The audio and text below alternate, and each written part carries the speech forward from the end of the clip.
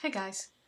So today I'm going to be decluttering my single MAC eyeshadows. I had told you in a previous video that I was going to keep these for reference, but it's just too tempting. I have tons of single MAC eyeshadows. That's why the name at the end of the name of this video it says part 1, because I thought what we could do is just do it a little bit at a time.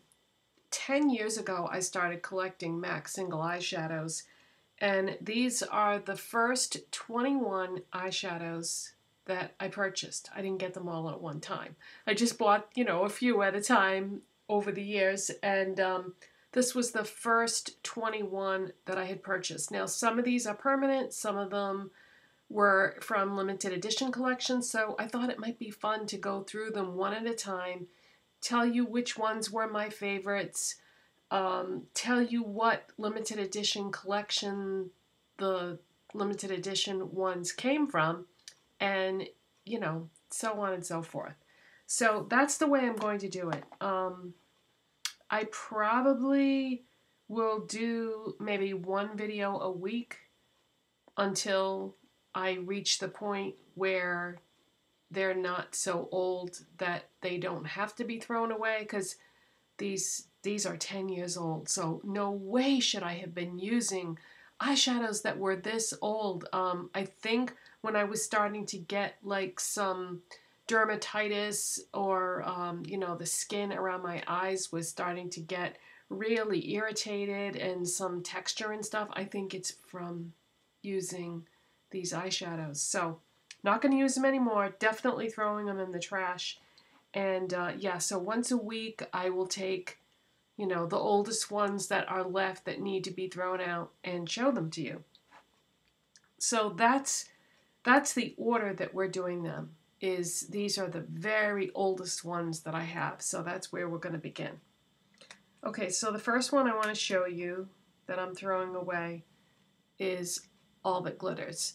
This is a light, warm copper, and this is a Velux Pearl finish, and this is still permanent, still available, and I feel like this color really looks good on a lot of people.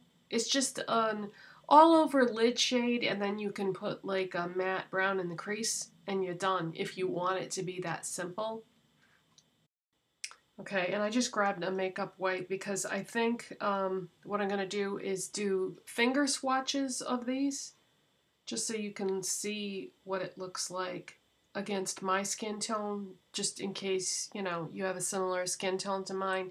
Just for a frame of reference, in a MAC foundation, I would wear NW20.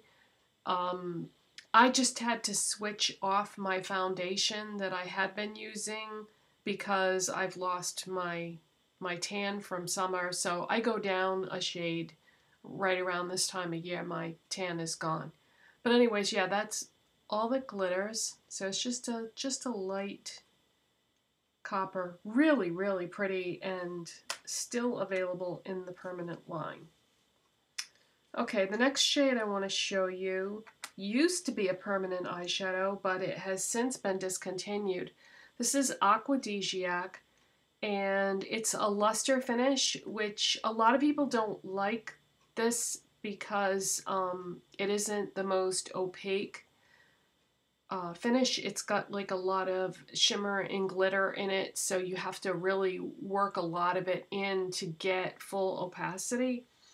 But this is a cool aqua. No, or Temptalia refers to it as a neutral teal. This doesn't look teal to me so much as it does more of an aqua, because when I think of teal, I think of something that's more blue, and this is more green. So this isn't available anymore, but boy, did I love this. So that's Aquadisiac. This was one of my very first MAC eyeshadows. The first three that I bought were Aquadisiac, Silver Ring, and Phloof. And you're going to see all three of these in this declutter. Okay, Phloof is the next one I have in here, and this is still available. This is a permanent shade. This is one of my favorite MAC highlight shades. It's just a beige, but it's really pretty, and the finish on this is a frost, and this is still available. And it's just a really light, like, highlight shade.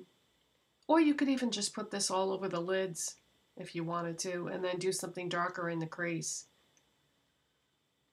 So that was my very first MAC highlight shade. And then the next one is going to be Silver Ring. This is I think it's a frost. Let me just check. Nope, Velux Pearl. And this has been discontinued in pot form, but you can still get it in pan form. And by the way, I just wanted to mention, in case you didn't know, the reason why I'm not doing back to MAC on any of these is because MAC does not accept these little pans as a back to MAC item. You can bring in the pot form eyeshadows, but I don't have any pots for any of these. I would typically try to buy the pan form eyeshadow if I could, because it's way cheaper.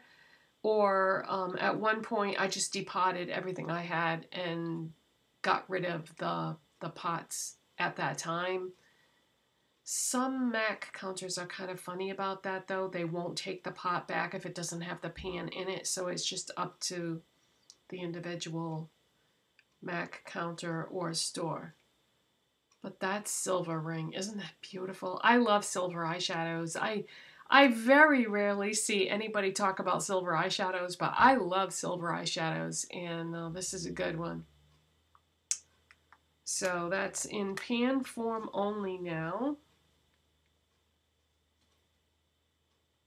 And the next one I want to show you is Smoke and Diamonds. This, on first glance, may look like a silver, but it's actually a pewter shade. And this was from a limited edition collection called Star Flash. It was a huge limited edition collection of eyeshadows that were all released in this particular formula. Star Flash is the name of the formula, as well as the collection. When I bought this, I was so crazy about it that I immediately went and bought a second one. That's the only time I have ever done that with a MAC eyeshadow in my life. Actually, that's the only time I think I've ever done that with an eyeshadow, period, where I went out and just immediately bought a backup. Well, I have since realized that that's not a good idea, because that was the first one, so obviously I never even hit pan on it. There's the second one. So eventually I just depotted them both and put them side by side in a palette. But yeah, that's my favorite eyeshadow of all time, so it kills me to get rid of it. But pewter eyeshadows are pretty rare. I mean, they do pop up from time to time, but you don't see them a lot. But I love silver eyeshadows, and I love pewter eyeshadows, and I love gray eyeshadows. Those are probably like my three favorites. I don't wear them all the time because I have a huge collection and I like to wear a little bit of everything. And plus, like I said, they don't seem to make those colors that often. And they don't seem to be that popular with people in general, which is probably why they don't make them that often. But I personally love them. Okay, next is Shroom, and I'm sure that any of you that are into MAC eyeshadows, you're well aware of this. This is probably their most popular highlight shade, and it's just a beige, and it's definitely still available, and the finish on this is satin, so that's like very well known. As is the next eyeshadow I'm going to show you, Satin Taupe. This is a frost finish. This has a serious dip in it. It's almost hitting pan. It's a frost finish. It's a taupe. It's a kind of a unique shade, I guess, as taupes go. This is just a hair too dark for me to wear all over my lids.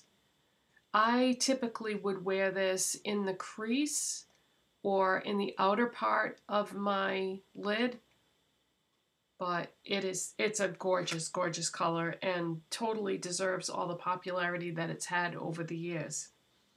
If your skin tone is any deeper than mine, though, you should be able to wear that as a lid shade. So that will be missed.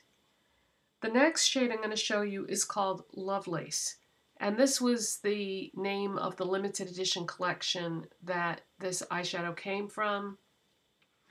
It is a Deluxe Pearl finish, and obviously it is a blue. So that's what that looks like. It's kind of a silvery blue. Really pretty.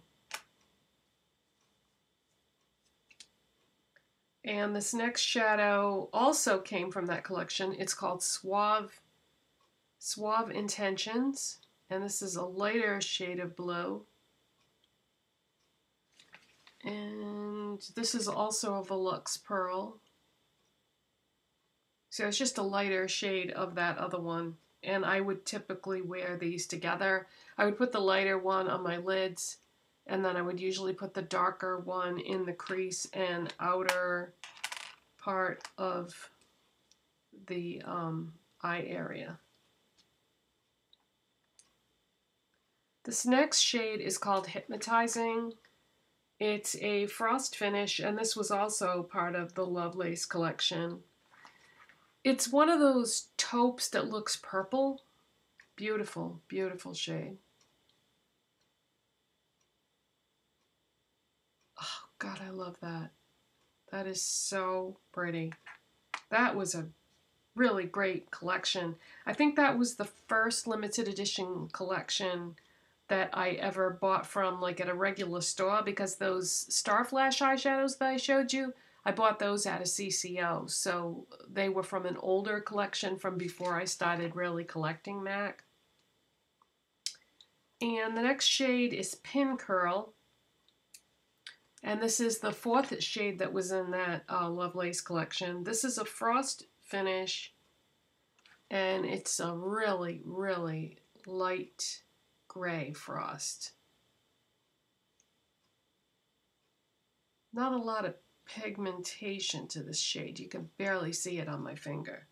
So I was kind of underwhelmed by that particular shadow, so no great loss throwing that away.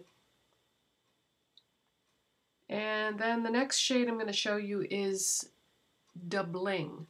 I believe this started off as a limited edition shade and became permanent over time. This is... I bought it when it was part of the Spring Color Forecast collection. It's a Deluxe Pearl finish, and it's like a warm pink.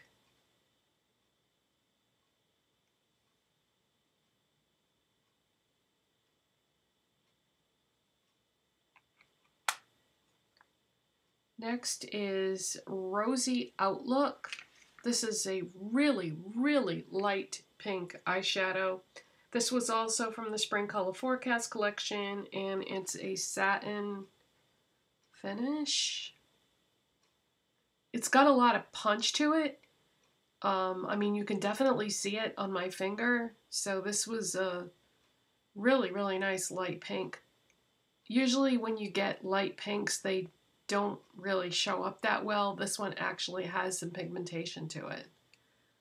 So I will miss that. Next is LaLa. This was also part of that Spring Color Forecast collection. This is a frost finish, and it's just another variation on that pinky theme.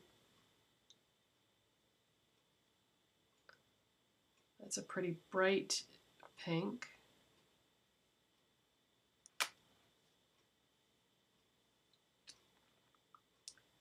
And next is Very Violet. This was also part of the Spring Color Forecast collection. It's a frost finish and obviously a violet.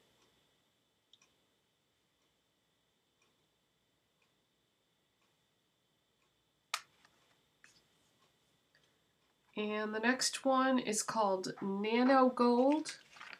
And this is a luster finish. This was also part of the Spring Color Forecast collection. That was a huge, huge collection. It was actually broken up into parts, 4 parts, but it was enormous. So that's Nanogold, and because this is a luster, it's one of those ones that has to really be built up. So it's like a very shiny finish to it. This is Straw Harvest. That was also part of the Spring Color Forecast collection. And this is a Velux Pearl finish, and it's sort of an orangey color, or peach or orange. Swatch is quite a bit lighter than it appears in the pan. Next is Perky, and this is a satin finish, also part of the Spring Color Forecast collection.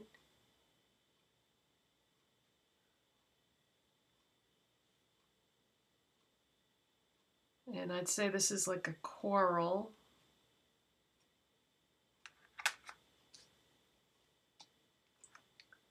And this is Hot, Hot, Hot. This is definitely a coral. It's a satin finish, part of the Spring Color Forecast collection. That is hot, hot, hot indeed. Full of rich coral pigment. And the last one that I have in this palette is Embark. I think this started off as limited edition and became permanent over time. This is a matte finish. It originally came out in the Warm and Cozy collection, which is where I got it from. And it's just a matte brown.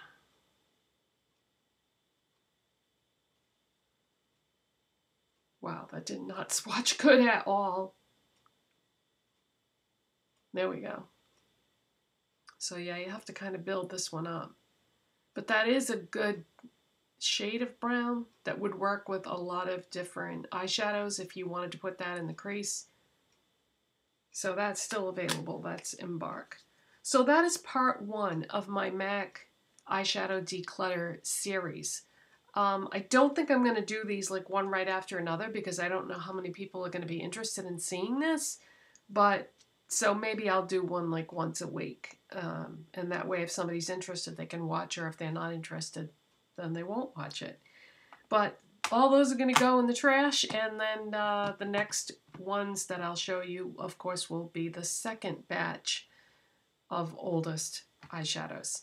So that's it, you guys. If you liked this video, make sure you give it a thumbs up so I know, and thanks for subscribing and watching and everything else. Bye.